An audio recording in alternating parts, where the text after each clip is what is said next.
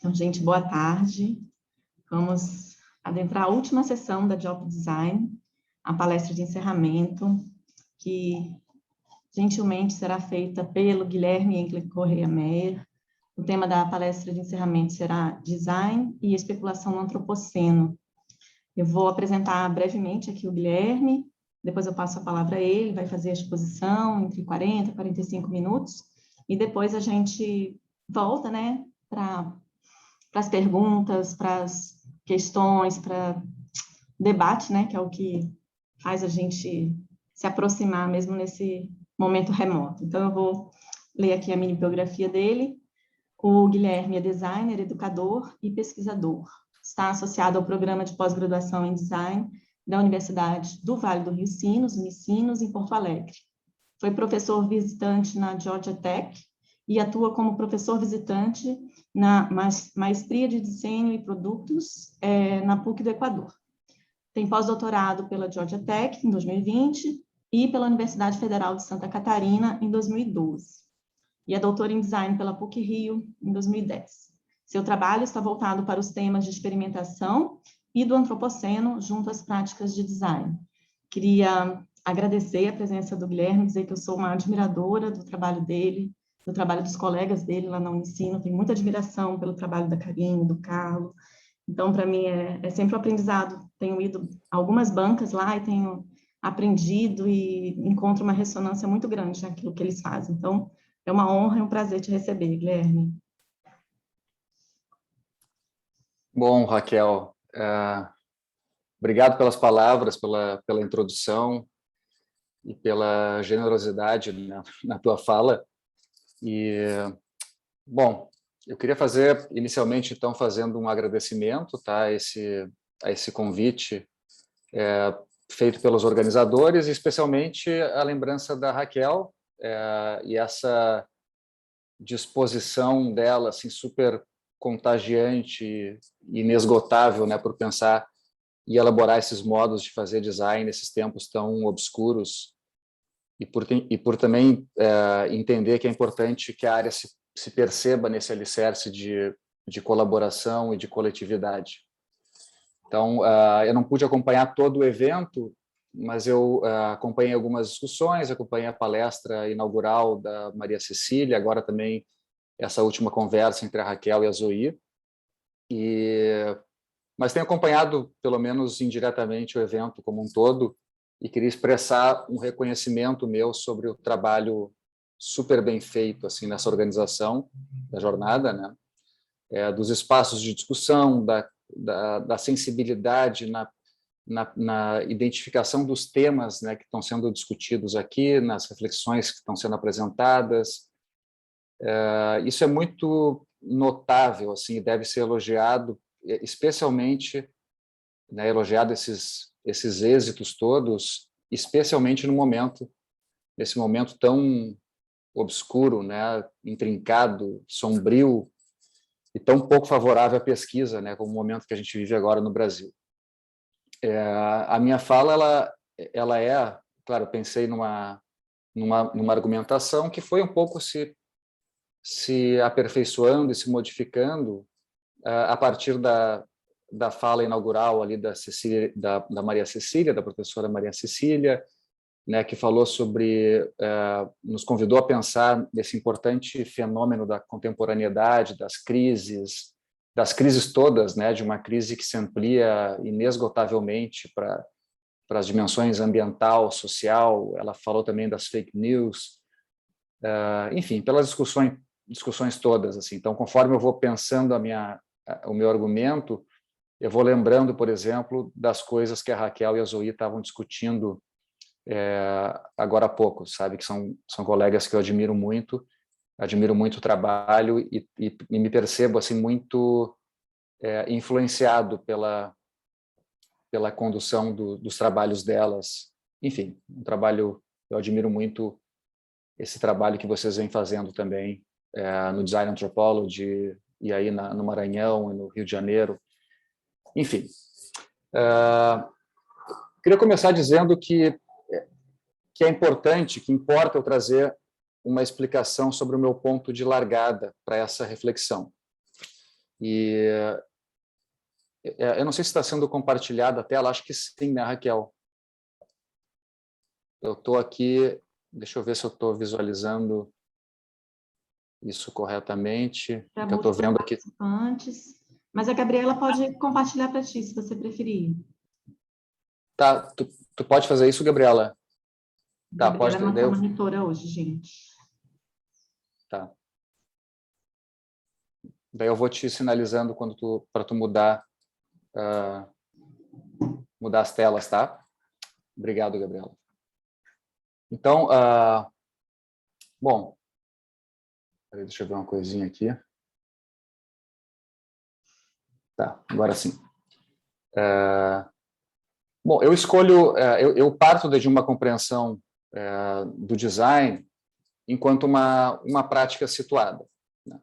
Então, os temas que eu escolho para tratar aqui é o que mais intimamente, mais explicitamente e proximamente se manifesta no meu cotidiano imediato. Então, eu entendo que é na sensibilidade dessa percepção, é naquilo que essa percepção vai me afetando, que eu me relaciono com o design. E nesse cotidiano, né, quando eu me volto para esses mundos que estão em volta de mim, que me circunscrevem, o que eu percebo são as sombras de uma crise mesmo, de uma crise que a Zoe referiu agora há pouco, que a Maria Cecília referiu, uma crise que meio que não escapa de discussão nenhuma de design, né? Então, entender que o design é uma prática situada significa entender que o design não se relaciona com qualquer coisa, né, mas se relaciona especificamente com essa imagem de crise. E eu somente consigo pensar, somente consigo elaborar uma argumentação dessa área influenciado por essa contingência. Então, eu digo isso porque essa associação, que é muito parcial, que é muito escolhida, que me ocupa. Então, para mim, nessa minha discussão, não há design para além da crise. Então, isso aí é meio que uma restrição mesmo, né? É uma restrição que acompanha toda a minha leitura da área.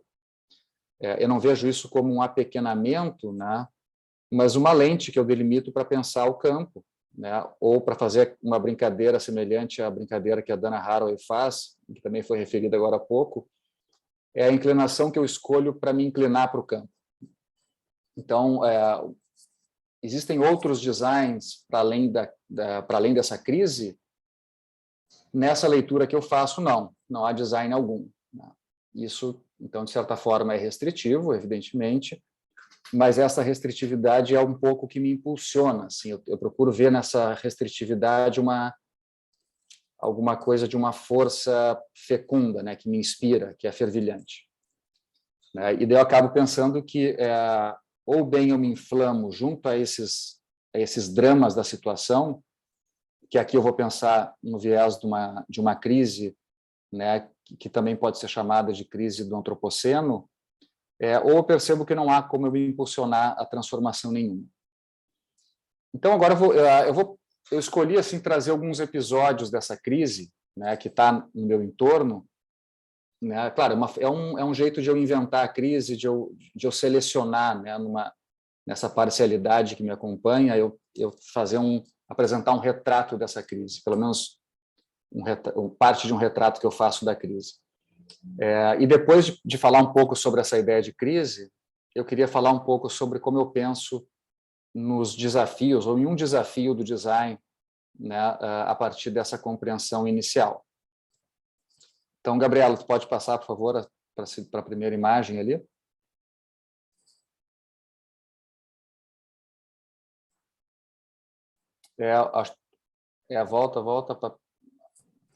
Volta mais uma.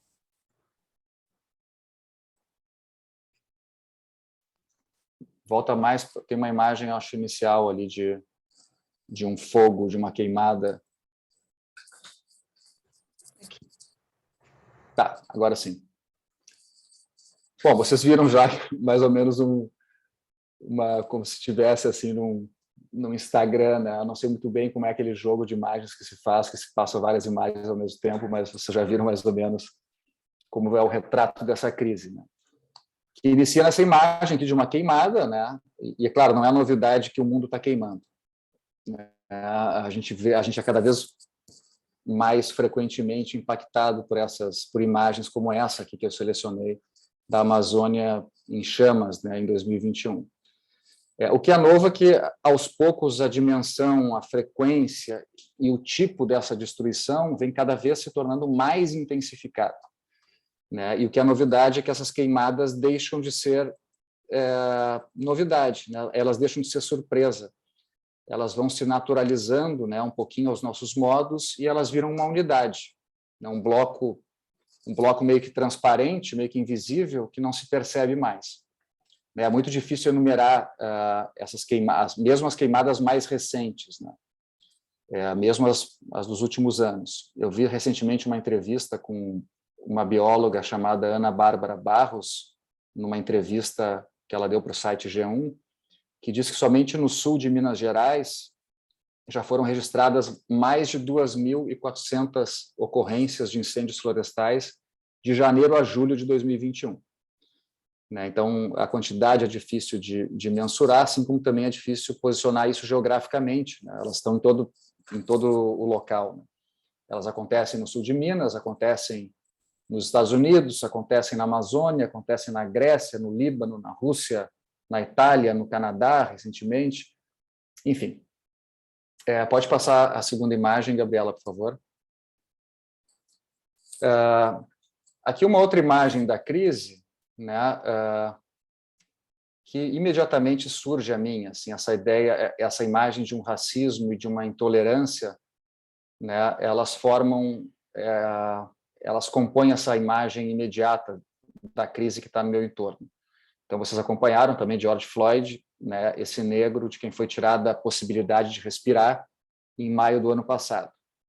Então, aqui a imagem da esquerda ali, né, aparece essa pessoa agonizando, né, sufocando com o pescoço estrangulado pelo joelho de um policial branco, que por supostamente ter usado uma nota falsa de $20.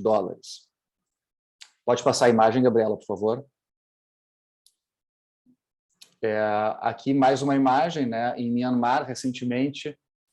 Isso aqui é um protesto, né, em que bombas de gás lacrimogêneo são atiradas pela polícia contra esses protestantes em Yangon, né? A agitação começou quando o exército derrubou e prendeu uma líder que foi eleita em 1º de fevereiro agora de 2021, até um mês eu tinha contabilizado aqui, a notícia era de que pelo menos 50 manifestantes foram mortos desde o golpe. E os protestos exigem que a votação seja respeitada e que essa líder que tinha sido eleita seja solta. Pode passar a imagem, por favor. E a situação que a gente vive, né, acho que tem uma anterior, Gabriela, ela é atualizada nas maneiras da pandemia do Covid, né, do Covid-19, do SARS-CoV-2. Né? O maior meio de transmissão do vírus são as vias aéreas, né, que são essas partículas que são ejetadas no ar, né, que são impulsionadas pelos músculos do sistema excretor das vias respiratórias, né, que flutuam pelos ventos, pelo ar, até que sejam inaladas pelo sistema respiratório do outro. Então, o COVID, aqui essa imagem traz, né, uma recomendação de que o COVID requer o uso de máscaras e distanciamento social. Enfim, não é desconhecido também que quando esse vírus se infiltra nas nossas relações sociais, ele lembra um pouco dessas fragilidades de uma demarcação entre o biológico e o político, né? Quer dizer, o que é biológico, do tipo lave as mãos, e o que é político, do tipo um lockdown ou alguma coisa do gênero. Pode passar a imagem, Gabriela, por favor. E quando eu procuro ampliar a minha visão, né, a minha sensibilidade para os episódios da crise, me vem também a imagem de colegas professores e pesquisadores atordoados com uma equação meio que impossível, né? A de qualificar os seus programas, as pesquisas, a produção, as suas práticas, sob a pressão das métricas de avaliação. Então, tem uma sistemática, gradual e crescente redução de recursos, né, e condições de trabalho cada vez mais fragilizadas e precarizadas, e, por outro lado, uma exigência cada vez mais alta de uma um progresso, né, na qualificação dos programas. E também se explicita, né, o drama de estudantes tendo que perseverar, né, nos empregos para que possam pagar as mensalidades, né, ou o bolsista que tem os riscos, né, de intermitentes de cortes, que são cobrados também por essas dinâmicas, as mesmas dinâmicas de avaliação em relação às pesquisas que estão conduzindo. E esse quadro se amplia, né, talvez ainda de forma mais severa, quando a gente pensa no drama de vários trabalhadores que perderam a sua fonte de renda, as famílias que perderam alguém e que, de alguma forma, precisam encontrar jeitos de sobreviver. Então, enquanto me vem essa imagem, essas imagens da situação, de alguma forma surgem as maneiras dessa crise, né, os aspectos da crise, as características da crise. E elas congregam uma variedade. Eu percebo essa crise numa ubiquidade mesmo, uma variedade muito ampla. E também numa imprecisão, porque parece que afeta a todos os temas, né? Parece que a crise afeta tudo. E daí, nesses episódios que eu escolho para trazer, nessas breves imagens que eu escolho para trazer, a expressão do problema de como respirar na crise se manifesta. Então, a crise do respirar se manifesta em meio aos movimentos contra o racismo estrutural, né, que ganha força, que já vinha ganhando força, mas talvez no ano passado isso tenha se intensificado, né?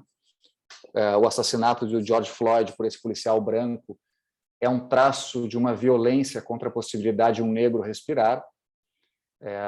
Vocês todos acompanharam, né, que as últimas palavras do George Floyd, I can't breathe, né, eu não consigo respirar, ditas várias vezes, são um manifesto que ilustra um tipo de problema que o design muitas vezes deixa afastado do que entende ser um domínio da área, né?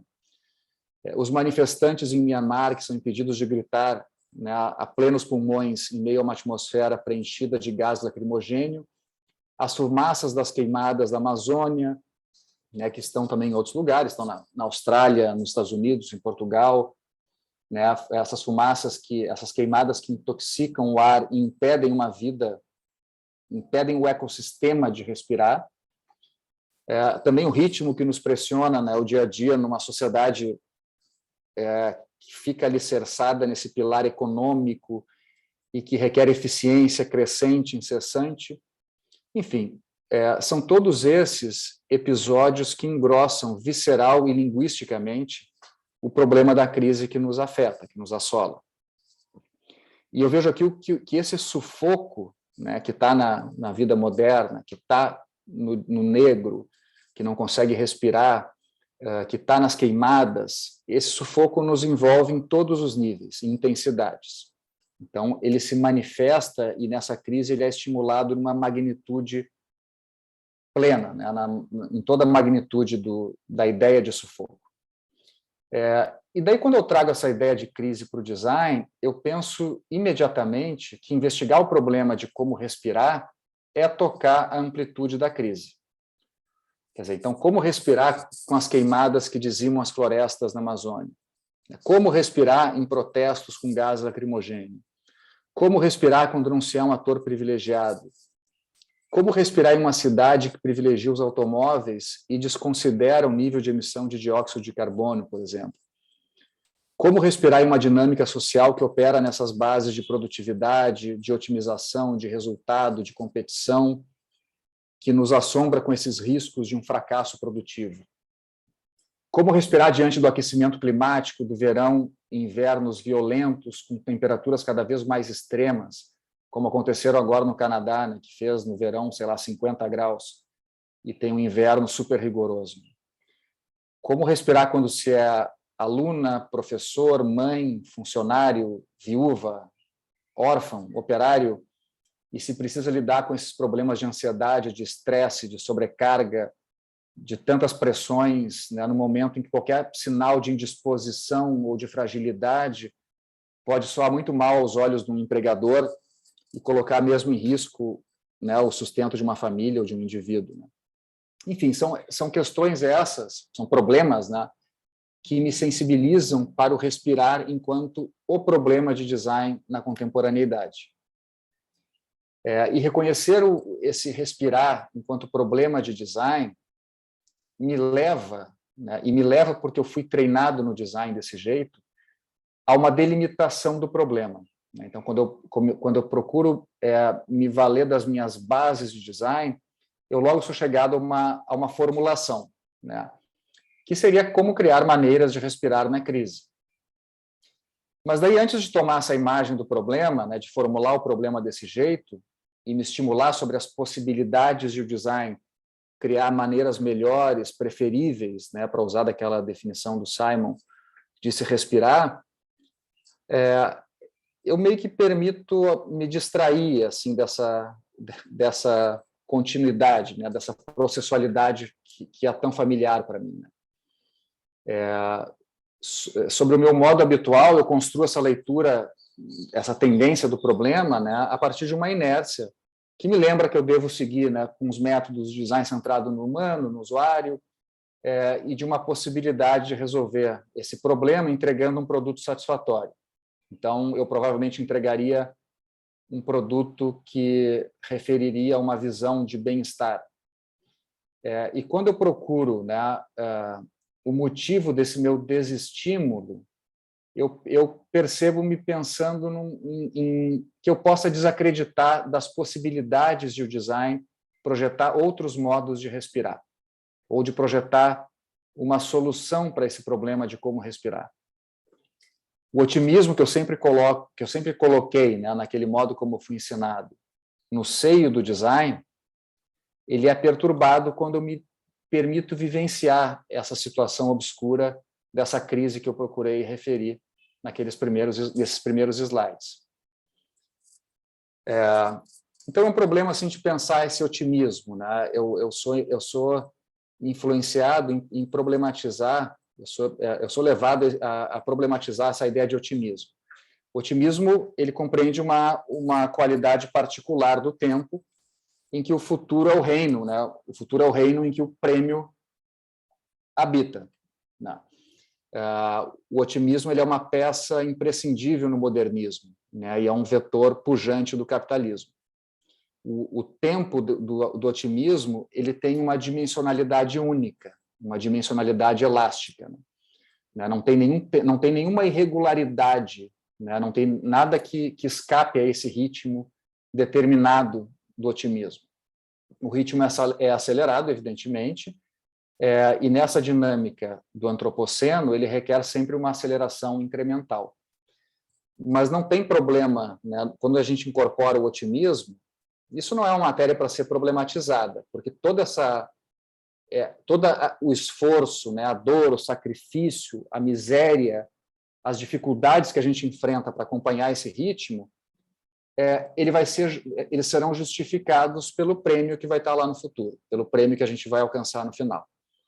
Então, não tem muito mistério nessa lógica otimista. Né? Tu vê o prêmio está lá na frente. Ele digamos, ele é tornado visualmente acessível.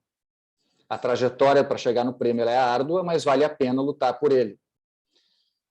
Então, o design otimista é uma técnica, né, que é requerida nessa narrativa para se alcançar o prêmio.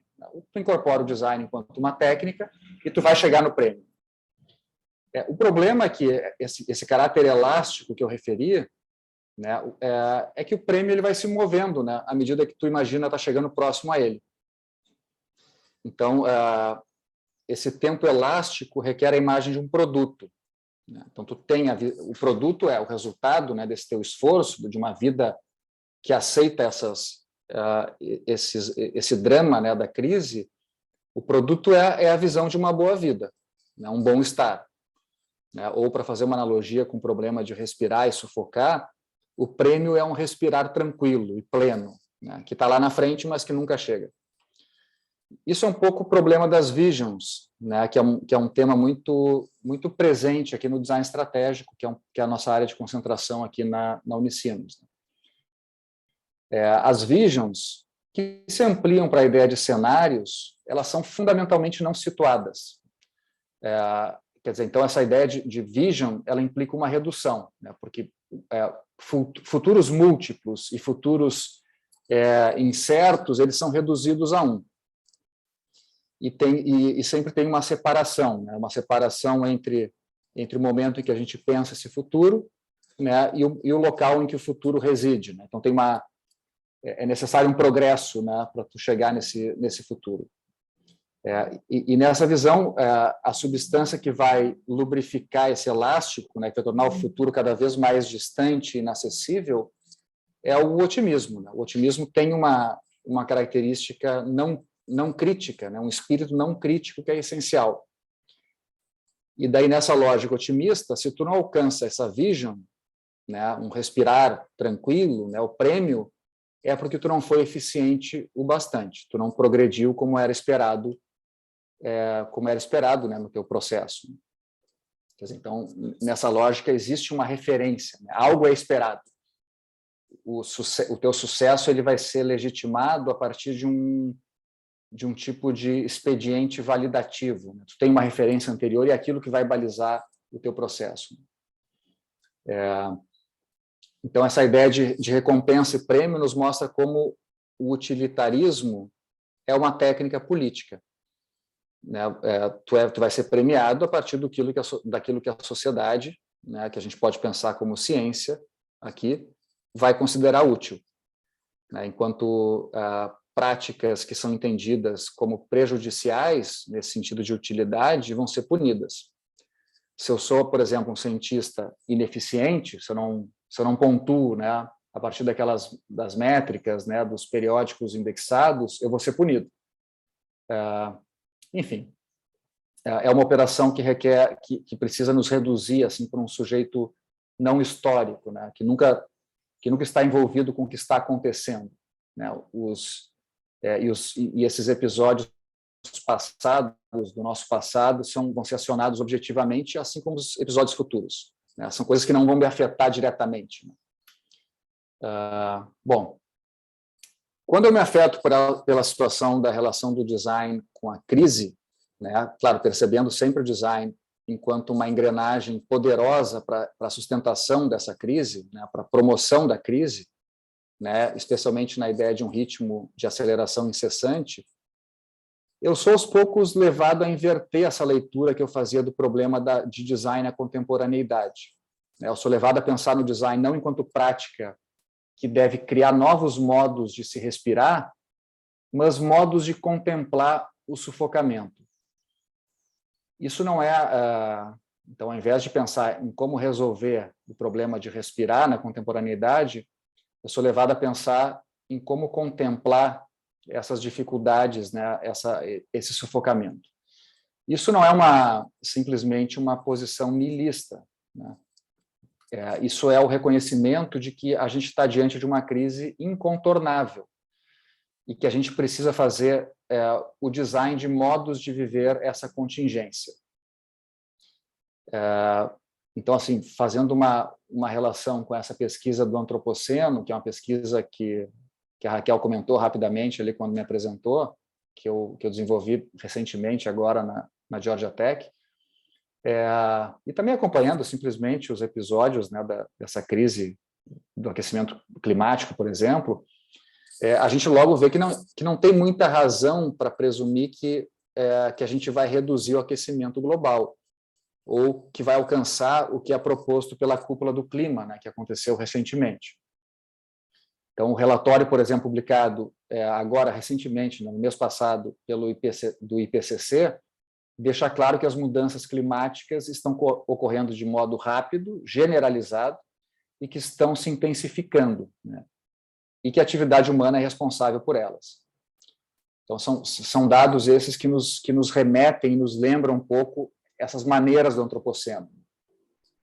Essa crença de que uma reversão vai acontecer, né, de que a gente vai resolver esse problema da crise, de que a gente vai resolver o problema de respirar, somente funciona, né, quando a gente repousar numa ideia de que a nossa sociedade é uma sociedade de esperança mesmo, né? E também quando a gente acreditar que o humano pode agir quando achar que deve, quando achar que é a hora, né?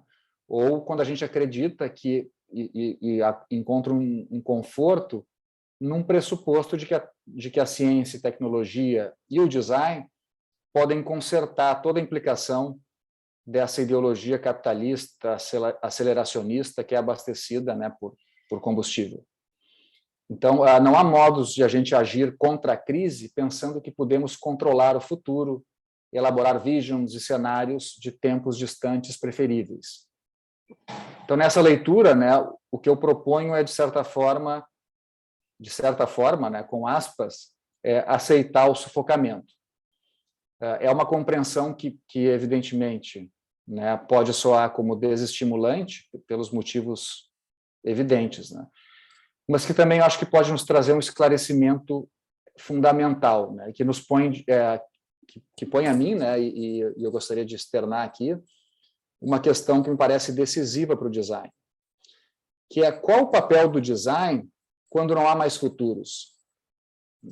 Qual o papel do design quando a gente percebe, quando a gente se percebe em meio à maior de todas as distopias? Que até então, distopias, né, que só apareciam em projetos especulativos e assustavam um tempo distante, né? E que esse nosso otimismo no ar meio que nos impedia de deglutir de fato. Mas que agora tem esse distanciamento temporal encurtado, né, que é abreviado. Então, deixa de ser um perigo, né, um risco, e passa mesmo a nos ocupar totalmente, né, nos ocupar as entranhas, para fazer uma analogia também com a ideia de respirar. Bom, durante essa pesquisa que eu fiz na Georgia Tech, né, eu trabalhei investigando modos de design lidar com essas questões da crise, né, e analisei, junto com o professor de Salvo, uma série de projetos de design e de arte que têm lidado com as questões do antropoceno. E identifiquei ali alguns desafios, né, alguns desafios que poderiam ser pensados como desafios do design nesses tempos impossíveis, né? E conforme eu analisava esses projetos, né, e eu entendia que eles dialogavam com o problema do antropoceno, eu identifiquei neles formas de interrupção. Então, acho que vocês sabem, né, que esse conceito de interrupção ele é pensado por um autor muito presente no design, né? O Sloterdijk fala em interrupção enquanto um modo de suspender nossa participação. Isso é uma temática interessante assim, para pensar mesmo na ideia de participação, né? O que significa interromper a nossa participação? Isso não é o mesmo que resistir ou reagir, né? Então não é bem um ativismo, mas parar junto à situação, contemplar a situação, é como que frear essa engrenagem, né? Suspender o ritmo até que a gente veja e sinta para onde a gente está indo. É um conceito que se aproxima, por exemplo, da noção de idiota da Stengers, que é acompanhada por aquela recomendação por slowing down, né? que não é necessariamente uma desaceleração, mas uma posição crítica mesmo sobre os ritmos que a gente tem desenvolvido, que a gente tem acompanhado. E tem a ver também, eu acho, com a ideia que a Raquel e a Zoe estavam discutindo ali no texto da Dana Haraway, né, sobre ficar com o problema, né, sobre acompanhar o problema de alguma forma. Então, essa ideia de a gente suspender o que a gente vem fazendo até que algo ocorra, né? Porque no momento de suspensão, outras coisas acontecem, né? Novas possibilidades podem se abrir. Então, contemplar a situação é um modo de interromper esse loop, né? Essa inércia, né? Porque a maneira da contemplação, né? a postura que o contemplador assume é outra, que não tem a ver com o ritmo da situação que a gente vem acompanhando. Então, na situação que a gente vive, nessa situação crise, interromper me parece uma posição política, é uma posição para pensar a situação. Então, ao invés de tomar o problema de como respirar, né, ou criar modos de se respirar na crise, de se criar bem-estares na crise, do respirar, eu sou estimulado a pensar a ideia de sufocamento, né? Individual e coletivo, visceral e linguístico, né? No sentido mais amplo possível. Eu penso nessa alternativa de o design aprender com o sufocamento, de dialogar com o sufocamento. Então, de não procurar entregar produtos anti-sufocamento, porque eu acho que há na amplitude dos modos de sufocar algo que excede a restrição do não sufocar. Então, é uma maneira especulativa para a gente se abrir para o ar que a gente ainda tem. Então, agora eu vou referir rapidamente, tá? Indo para o final, 3 projetos que eu identifiquei para ilustrar um pouco sobre como essa maneira especulativa tem feito isso que eu chamo que é interromper, né? Gabriela, pode passar o próximo slide, por favor? Acho que pode passar mais 2 slides. Mais um. Tá, aí. Então, isso aqui é um projeto que se chama Equivalent, The Ecological Footprint of Fish, desenvolvido pelo Sean Lin em 2019 na China. Tá? Então, esse projeto examina a cultura de pesca da corvina amarela, que é um peixe muito, talvez o mais popular no país, né, na China. Então, isso aqui é um mosaico, né, que mostra um retrato de peixes mortos. Eu não sei se vocês conseguem ver ali, alguns são bem pequenininhos, né? E ele procura explicitar a quantidade e a qualidade de peixes que são necessários para sustentar as dinâmicas de pesca dessa cultura. Então, tem um dado numérico que é impactante, né, que está por trás desse projeto. Eu vou fazer a leitura aqui, que para conseguir 1 quilo de corvina amarela, que é esse peixe tão procurado na China, são abatidos 7,15 quilos de 39 outras espécies, o que envolve também mais de 4.000 peixes pequenos selvagens. Isso para conseguir 1 quilo desse peixe, que é o peixe, digamos, desejado. Né? Então, aqui é um mosaico, né, que tenta reunir tudo que é liquidado para se conseguir 1 quilo desse peixe. Né? Então, tem um contraste aqui, né, que é muito interessante. Né? Primeiro, a moldurinha ali que está emoldurando cada um dos peixes é mais ou menos o tamanho do que o peixe ficaria quando adulto. Então, todos eles são menores, né? São abatidos ainda em crescimento. Né? E esses retratos eles são posicionados de maneira que montam sei lá, um grande cemitério de peixes. Né? Então, é uma imagem, um projeto que representa algo dessa crueldade, né, dessa dimensão de extermínio, dos problemas de um senso de responsabilidade que são evidenciados aqui, diferentemente de dados numéricos. Né? É um outro tipo de impacto. A variedade de espécies e o número de peixes envolvidos nessa pesca, representado aqui no mosaico, é tão extensa que a imagem ela é meio difícil de ser compreendida num primeiro olhar. A primeira vez que eu vi essa imagem, eu pensei, mas o que é isso? Né? Então, à medida que a gente consegue entender, não, mas isso são peixes mortos. Tá? E são peixes mortos para que se consiga aquele peixinho que está no centro. Então, esse choque traz um pouco a gravidade desse dado representado. Então, o modo como esse projeto manifesta esse dado do antropoceno é particular por essa dimensão e proporção, né, também por essa estética mórbida, né, de putrefação dos peixes. Enfim, o projeto ele meio que desdobra aquilo que a gente costuma unitarizar, né, e tornar invisível numa caixa preta. Né? A gente simplesmente entende que não, tem uma pesca que está interessada nessa corvina amarela. E o resto vira uma obscuridade mesmo. Pode passar, Gabriela, para o seguinte. Esse projeto se chama Into the Wild, né? É um projeto da Livia Stachini, foi feito na Itália, e aqui representa uma cidade que é Rosignano Solvay, na Itália, que é um dos 15 litorais mais poluídos do mar Mediterrâneo. Então, é estranho, né? Porque vocês vão ver que aquela imagem ali, a imagem da esquerda, mostra areias brancas e águas azuis. Né? e é um litoral muito procurado. Então, isso é um litoral que atrai, é uma praia que atrai muita gente.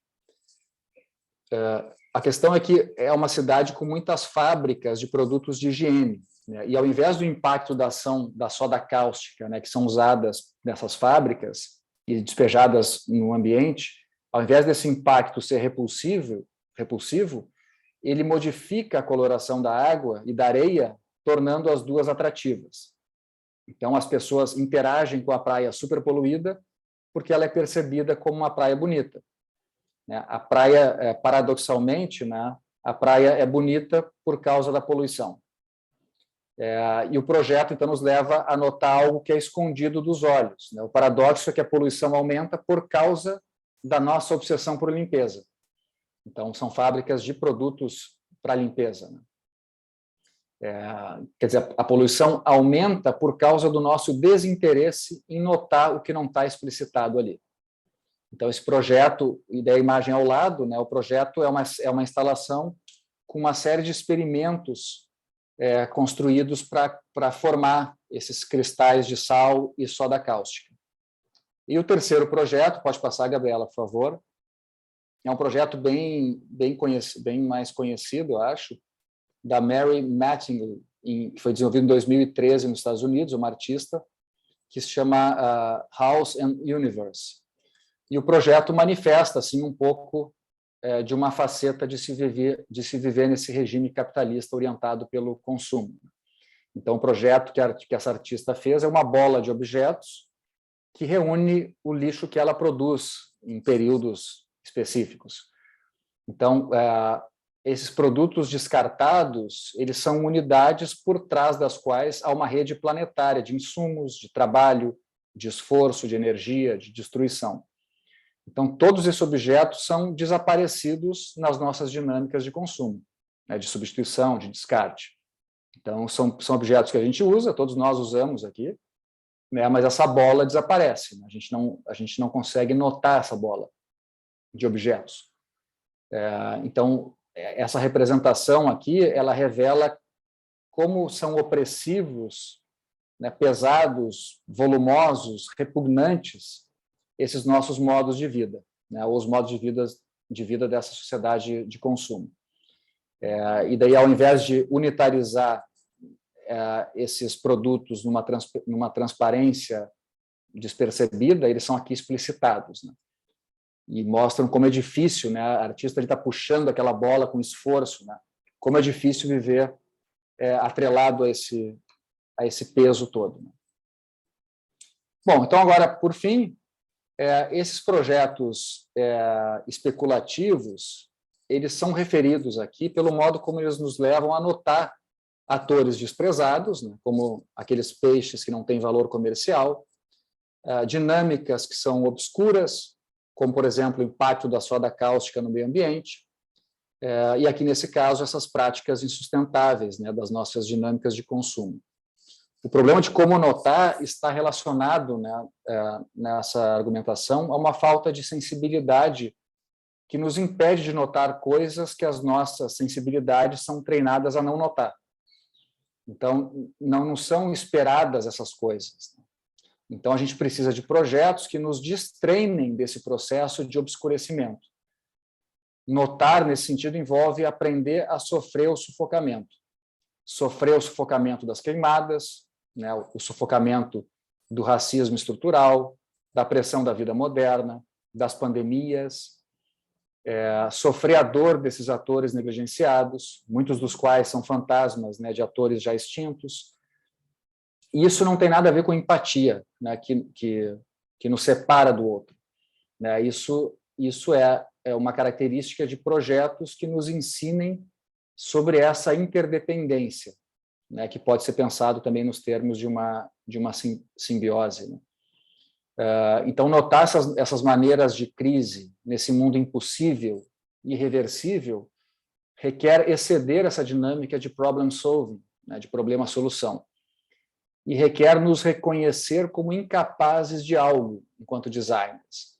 Né? Reconhecer uma finitude, uma fragilidade na nossa agência debilitada de designers.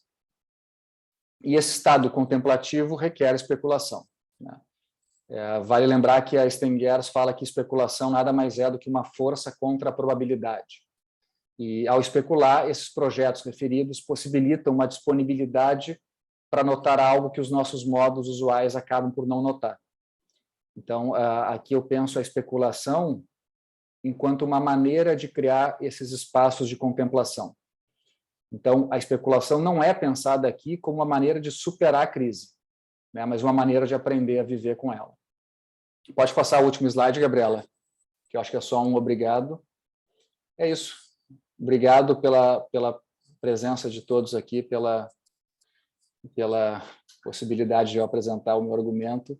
Fico à disposição para uma conversa agora. Muito obrigada, Guilherme, pela tua fala, pela tua reflexão, né? Acho que a gente para pensar um monte de coisas, especialmente sobre a nossa atitude, né? Enquanto designers, enquanto aquilo que a gente foi treinado para, como isso tudo é colocado em xeque, né? Eu tive, durante a sua fala, eu estava lembrando, ano passado eu fiz um curso de verão na Escola Mansana sobre design especulativo, né? Então, muitos exemplos desse tipo que você apresenta foram trazidos também para a gente conhecer, entender, né, a profundidade do que pode ser uma especulação no campo do design, e grande parte delas em diálogo com a arte. Eu acho que a arte também tem essa capacidade de mobilizar a atenção, né, de chamar a atenção. E o que me impressiona em todos esses exemplos, tanto os que você trouxe quanto os que eu vi lá, é de colocar a gente, tirar, né, certos véus que são construídos em torno da ideia de um design que resolve problemas para a impossibilidade, né? Então, isso é impactante, né? Eu acho que está todo mundo aqui muito impactado com a tua fala, eu fiquei, né? Ano passado também, outra coisa que me suscitou a tua fala foi, ano passado a gente fez um Entre Meios, né? Lá com o Lada, com a Zoe, com o NIDA e outros grupos de pesquisa, e o grupo que eu coordenei, a gente trabalhou com os 4 elementos, era justamente a questão do ar, do respirar. Então, eu também fiquei pensando, né, naquele momento que a gente foi em novembro do ano passado, a gente estava muito impactado ainda com a ideia da pandemia, eu acho que agora a gente começa a se acostumar, né, que a gente se acostuma a tudo, ainda que a vontade de sair desse momento seja muito grande. E aí né, a Marina está comentando aqui no chat também, que lembra inclusive, ela fez uma performance com a Bárbara Zaniek sobre Eu Não Consigo Respirar, e que aquilo ficou ecoando o tempo todo durante a sessão delas, a fala delas. Então, eu tenho uma pergunta, assim, específica. Eu tenho, assim, conhecimento dos teus estudos sobre a questão da obscuridade, sobre a questão do antropoceno, né, da tua pesquisa sobre o antropoceno, e eu queria te perguntar como docente, né, como pesquisador, especialmente como docente, como você tangibiliza essas questões nas tuas práticas como docente, né? Como isso pode ser acionado num campo do ensino e de aprendizagem do design, né? Tanto na graduação quanto na pós-graduação, como essas tuas reflexões mobilizam uma prática de ensino de um design que não pode mais ser um design pautado em premissas e prerrogativas modernistas, racionais, prescritivas, né? Como você se relaciona com o ensino nesse sentido?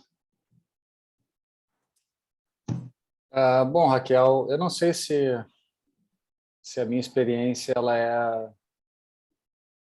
é tão significativa assim para responder a tua pergunta, tá? Assim, eu me vejo numa dificuldade, assim como eu imagino que todo docente que compartilha dessas inquietações aqui, como eu acho que tu também compartilha de muitas delas, né? A pergunta é justamente porque eu também não tenho resposta. É uma dificuldade, tá? Porque eu tenho um privilégio, assim, eu trabalho com as disciplinas de ateliê, de projeto aqui, né? E no mestrado e doutorado eu leciono disciplinas que têm muito a ver com isso, assim, com experimentação, que é uma disciplina que eu leciono no mestrado, e a disciplina de teoria de design que eu leciono no doutorado é uma disciplina que também, ela já de largada, se apresenta como uma disciplina que pensa algumas teorias de design, mas não todas elas.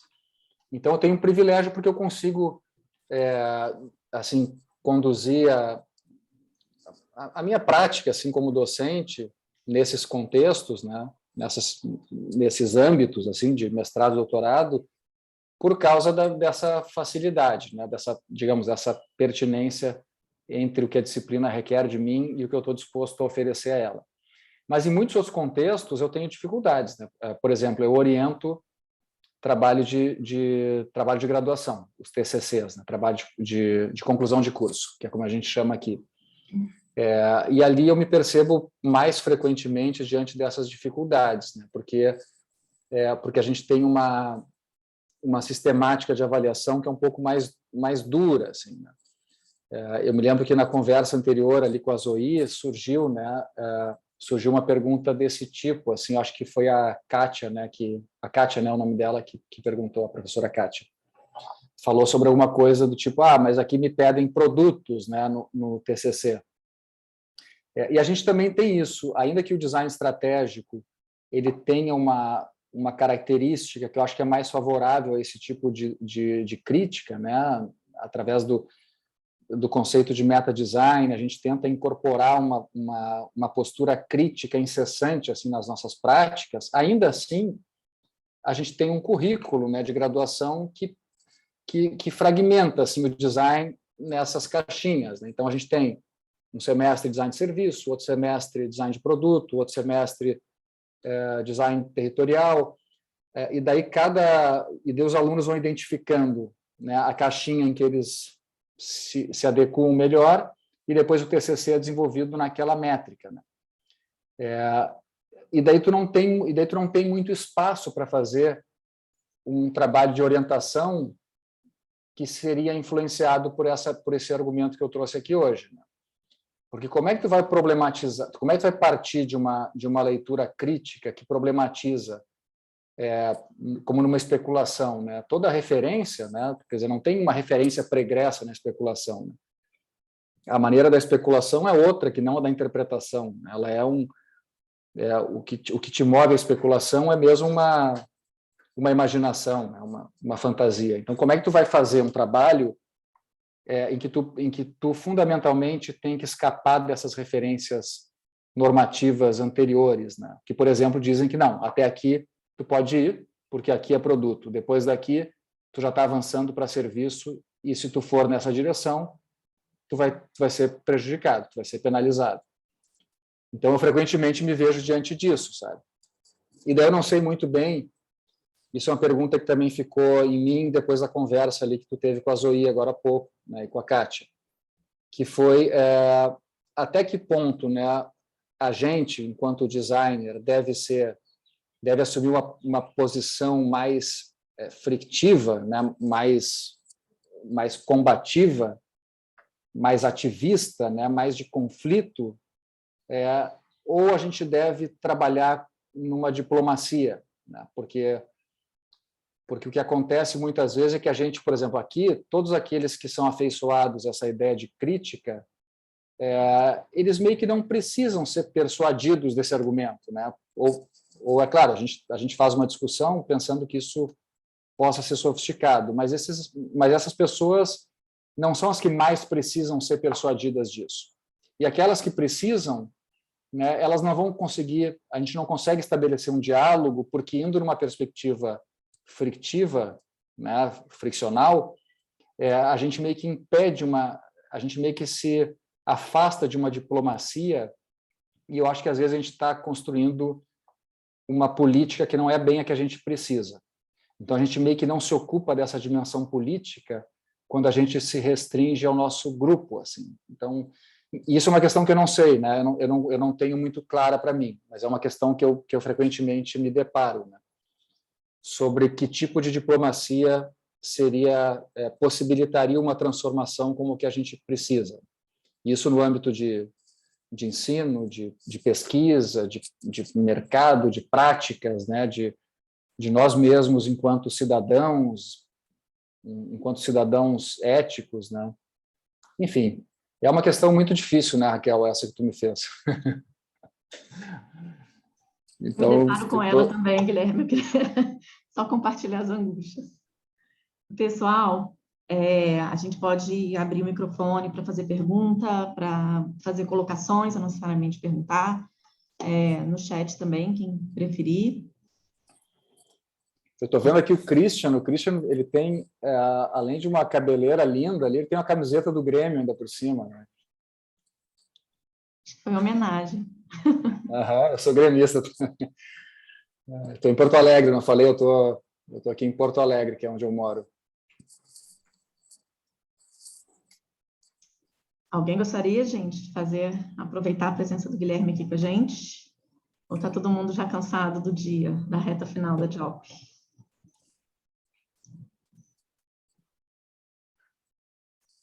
Bom, eu vou fazer mais uma colocação, então, assim, eu tenho muitas aqui.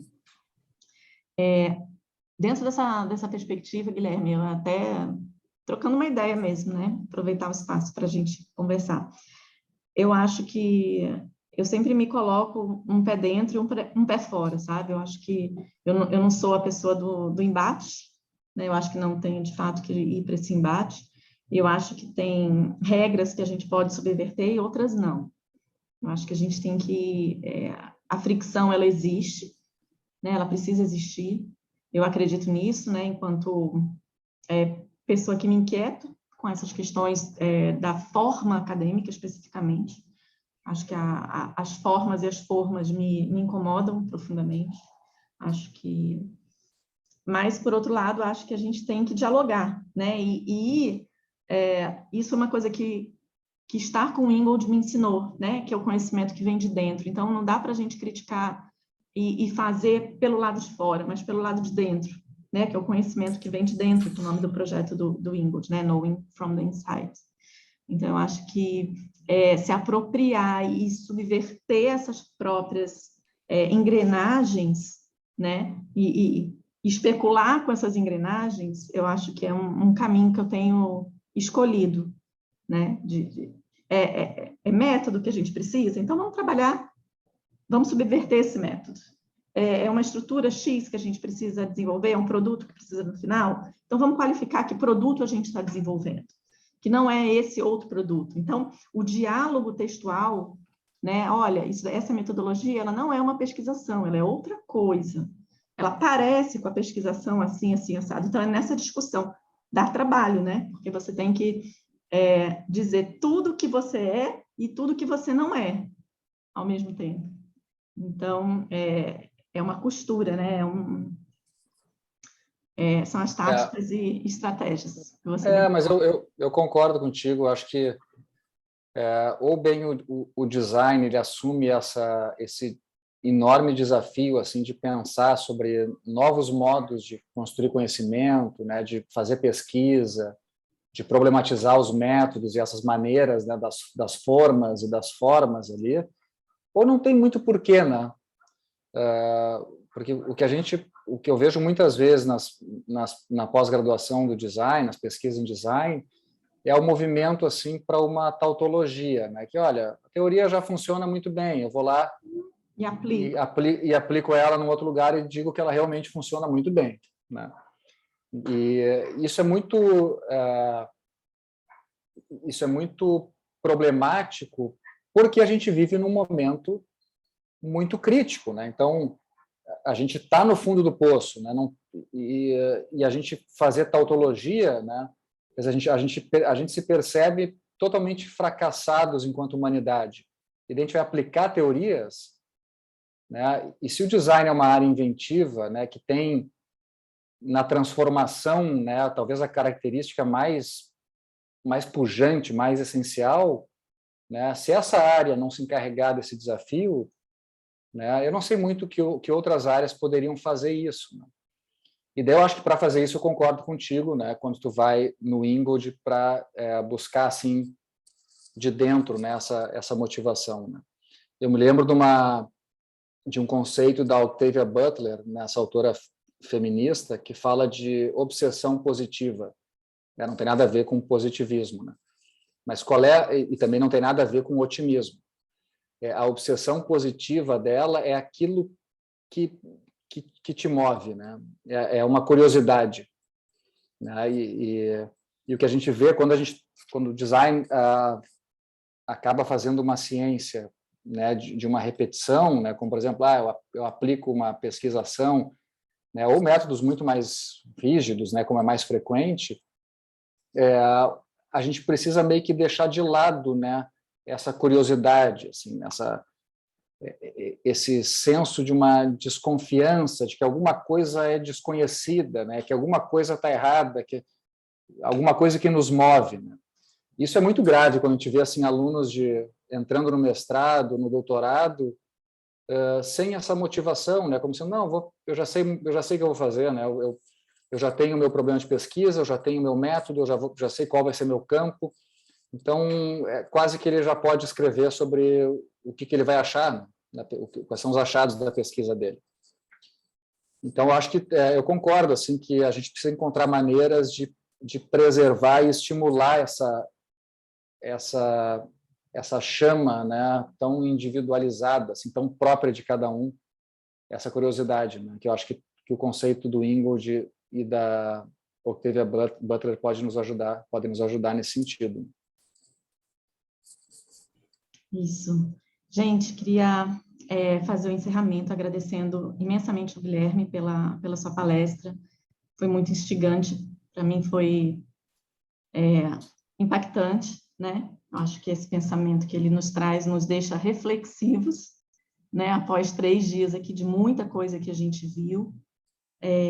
Queria pedir, vou fazer um breve encerramento da JOP agora, não é uma plenária final, porque sei que está todo mundo já bem cansado, né? A gente está aqui há 3 dias discutindo, pensando, mas queria, quem puder, né, quem esteve presente, abrir sua janelinha aqui para a gente se ver, para a gente agradecer, né, todas as discussões, todas as pessoas que estiveram aqui conosco.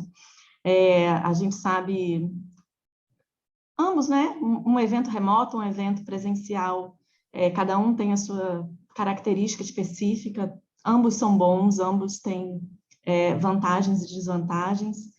Eu queria agradecer, né, em nome do programa de pós-graduação em design da UFMA, primeiramente a 8 pessoas que, se não fossem elas, esse evento não sairia. Enquanto o Guilherme falava, eu fiz uma postagem lá no Instagram, agradecendo a cada um de vocês, alunos queridos, alunas queridas, que possibilitaram, né, que esse evento fosse realizado. Queria agradecer à FAPEMA, né, pelo financiamento desse evento, que vai possibilitar que a gente consiga publicar os anais na Blush Proceedings, que possibilitou a gente ter uma tradução simultânea para os nossos palestrantes internacionais, que propiciou que a JOP tenha um site, em que a gente vai usar esse site nas próximas edições e para divulgar também os vídeos, todo o material que foi produzido aqui no evento.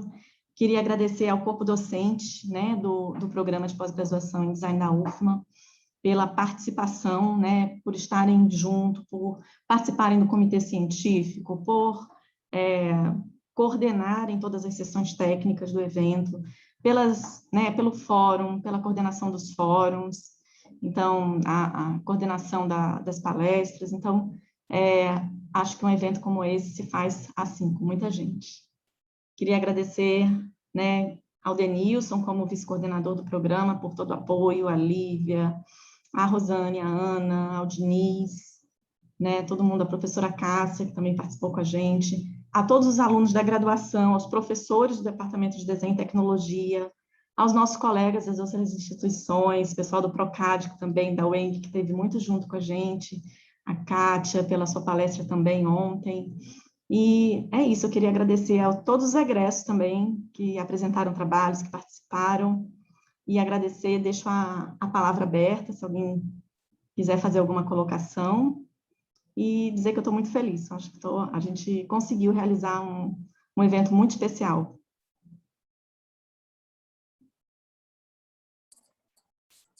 Raquel, parabéns. fico muito feliz em ver que a pesquisa em design tem esse fôlego, sabe, para fazer um evento como o que vocês organizaram aí. Fico muito, muito contente de ter participado. Tá? Obrigada, Guilherme. A gente vai estar lá no de vocês, tenho certeza. Também fortalecendo.